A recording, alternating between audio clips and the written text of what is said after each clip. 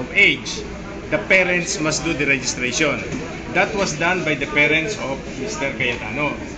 The same law requires that if the alien is 14 years and above, the application for registration as an alien must be done by the person himself.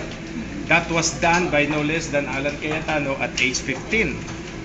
Upon reaching age 18, he has not done or has not submitted any legal paper to repudiate what he has done as a minor.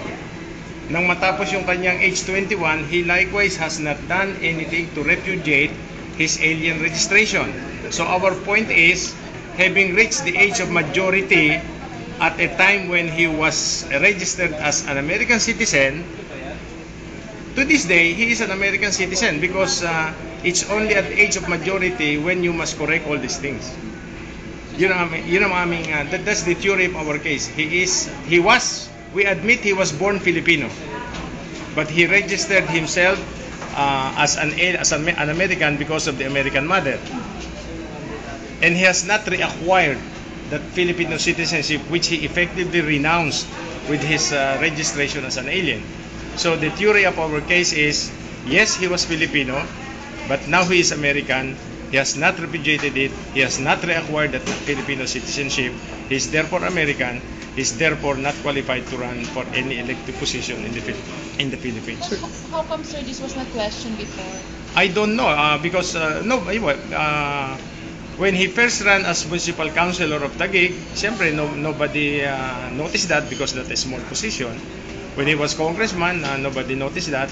But now that he is a celebrity, it's understood that his public life will be scrutinized.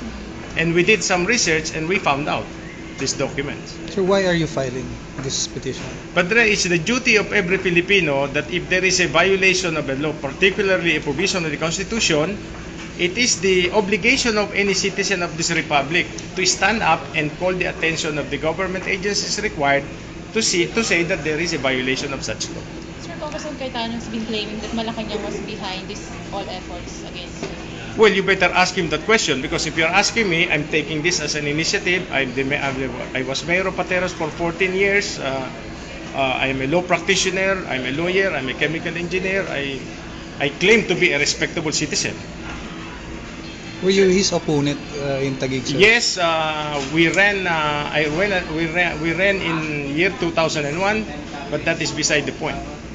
There is no personal animosity between Cayetano and me, or Mr. Cayetano and me. There was an official fight for the congressional district of Pateros Taguig. That was over. I lost to him. Okay. Sir, when did you do your research? I mean, when